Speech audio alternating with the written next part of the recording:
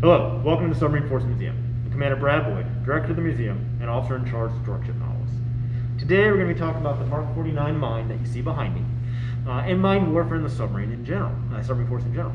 Now we're going to skip the American Revolution and the turtle. We'll cover that in a future episode, but this is just going to stick to post when the Submarine Force was actually founded, so April 11, 1900. And really that means World War II is the first time the Submarine Force utilized mines in a offensive capacity in warfare. So that being said, mine laying has never actually been one of the primary focuses of the U.S. Navy. Mine warfare can be very effective. The U.S. Army Air Corps extensively mined the Japanese home waters towards the mid to end of World War II, and actually had sinking rates greater than that of the submarine force.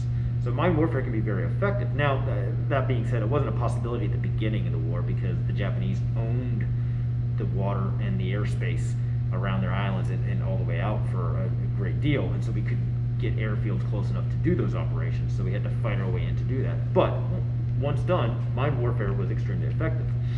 Now, why the Navy has shied away from mining operations, I'm not sure I have a complete answer for this, but I'll venture that it's two-part. The first issue is culture. Mine warfare is actually far less expensive than warships.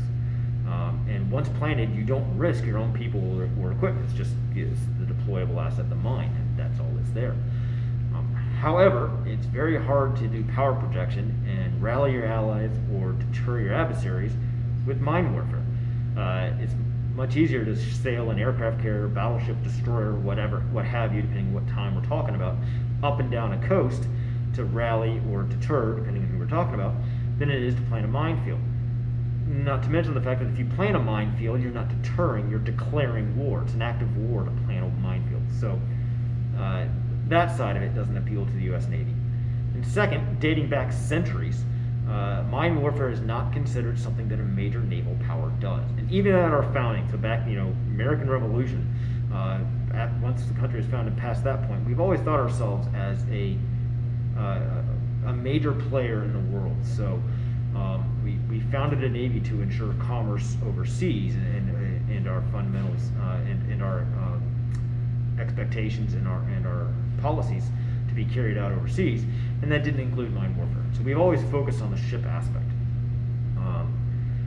Second issue is risk versus reward. So the reward is not really tangible results.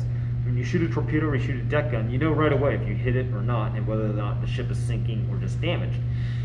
In mine warfare, you plant the minefield and you leave, so you have no idea if your mine worked or not, except for the whether or not down the road the enemy supply chain is disrupted. It's your only real metric.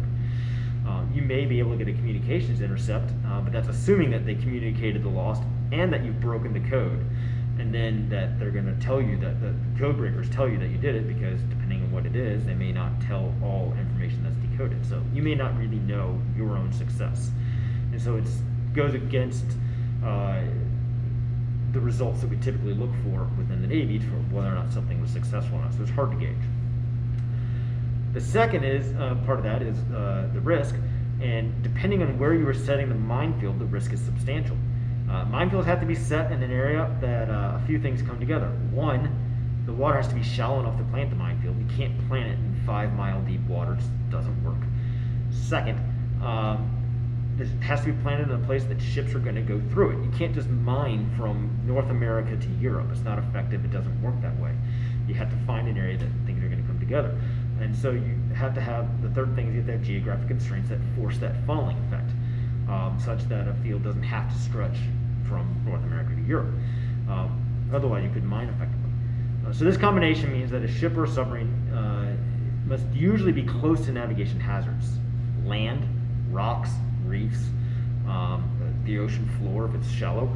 And so all hazards to navigation, things that you can go aground in, get sunk by if you cut your ship open with it, and not to mention the fact that you're planting it near land usually, where there might be defensive emplacements. So you could come under fire from shore batteries, or a ship could come over because it's an area where ships go through, or you wouldn't be planting mines there, and they could find you, and then you're under attack from that ship while in mine laying operations. So best case scenario is you would then, abort and run away, but you're now trying to run away in a geographically constrained area, and you have to make sure that you don't go back over the minefield you just set, because the minefield can detonate when it senses you go over it, and it can't tell you from an enemy. So all those hazards come together to make it extremely risky to do those operations. But whatever the reason, the U.S. Has not put resources into mine warfare the same as some of our adversaries have. That being said, we did carry out mine warfare, and submarines were instrumental to mine warfare for the Navy in World War II. U.S. submarines planted a total of 576 Mark 12 and 82 Mark 10 mines over 36 mine fields. Of these, so 421 mines planted in 21 of the fields sunk 27 ships for a total of 63,000 tons.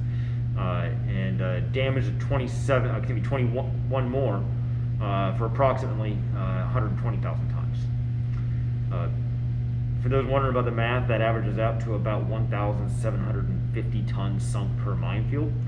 And the total submarine numbers for World War II was 5,320,094 tons sunk of merchant and warship combined. Which was over 1,424 patrols, which that math works out to be 3,609 tons per patrol. So whatever the effectiveness of the minefield, though, the submarine was not necessarily the right platform to be used for deploying all the mines. It's a slower process for a submarine to do. You have to get the submarine into position, so that takes days or weeks, depending on where you're going and how long it's going to take you to get there based off of enemy activity and what your other mission sets might be. And then you're in danger while doing it, and it's a slow process for the submarine to do it, as opposed to just dropping the mine from the aircraft and putting it in position. So the Army Air Corps and the bombers that they would use, once they're able to get into position in the range for it, was the better option in most cases to do it, unless air defenses in the area were such that would prohibit their operation, in which case submarine is probably the best option. So now let's talk about the mines themselves. So I mentioned in World War II, the ones that were deployed were the Mark 10 and the Mark 12. The Mark 10 was a contact mine. Now, if you think of a mine from World War II, or if you think of a mine in general at sea, this is what you're thinking of. It's the ball floating with the chain dangling, down with spikes coming off. That's a contact mine. So it's moored more to the bottom of that chain, and then it floats in the water column, and then at some point the ship strikes it, or submarine strikes it, hits the little spikes on it, which tells it, hey, something hit me, it's time to detonate, and off it goes. The other mine was the Mark 12. The Mark 12 is a magnetic influence, so it waits for the ship to go overhead. The magnetic field induced by that ship tells the mine to detonate, and it explodes. And that's the Mark 12. It was actually developed in the 1920s from captured German S mines in World War I. So, the other mines that were available in World War II but weren't used was the Mark 11, which is a mine specifically developed for USS Argonaut, our first and only mine-laying submarine. It was, as soon as World War II broke out, we got rid of the submarine, and so therefore, you didn't get rid of the submarine, we got rid of the mine-laying aspect and converted it to troop transport. So she could do rangers going ashore, or special operations, or commandos, all that type of stuff, as well as just normal the attacks that a submarine would do on surface ships with torpedoes. And so we got rid of that part. So Mark 11 was never used. Then you have the Mark 17, which was a ground mine. So it's going to go and lay on the bottom floor, so it has to be used in shallower water. And it's magnetic influence detection, waits for the ship to go overhead. Then you have the Mark 27. So the Mark 27 was a launched mobile mine. So you take it, you shoot it out the torpedo tube, and it's going to swim to its destination and stay there. Now, it's not going to go swim to its destination and then swim after its target once it detects it. It's going to then act like a normal stationary mine, but that way you can stand off. You don't have to drive up to the part where you're laying the mine. You can be back thousands of yards or however far back you need to be, and shoot the mine, and it will go to its spot. This allows you to put mines into even shallower water if need be, or areas that is really dangerous for the submarine to try to get to, that type of thing. But once again, we didn't use it. And then the Mark 48 was just the Mark 27 with the modification to let it turn into a torpedo as well. Once again, never really used in World War II, never really fielded that extensively, but that did exist. After World War II, the first mine that we made for the Submarine Force was the Mark 49. So the Mark 49 is a magnetic influence and it's a submarine launched mobile mine. So just like that Mark 27, you can stand off the submarine, you shoot it out the tube, it goes to where it needs to, and then it just stays there. It's a 2,000 pounds mine. It's 21 inches in diameter, so it shoots out the torpedo tube, because torpedo tubes are 21 inches, and it's 120 inches long, or 10 feet.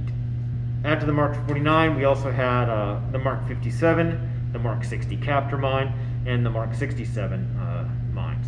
Mark 57 is just a submarine-only variant. It's only carried by submarines, can't use by air or surface, and it's a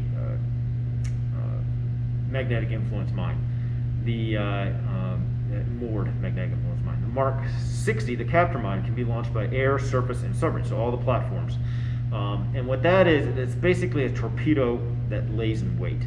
So it's like you leave a torpedo down, and then something tells it to activate, and it goes swim after a target. So it waits for a sound, a specific sound, to come and say, hey, this type of target is there. It activates the torpedo, and the torpedo goes and finds that target.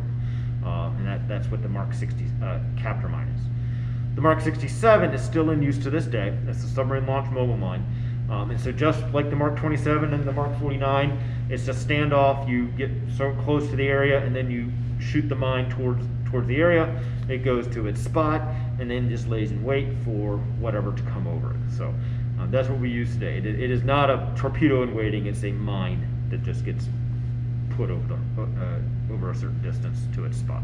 So, but that's mine warfare in the Submarine Force. If you have any questions, please let us know. But with that, thanks for coming. Bye.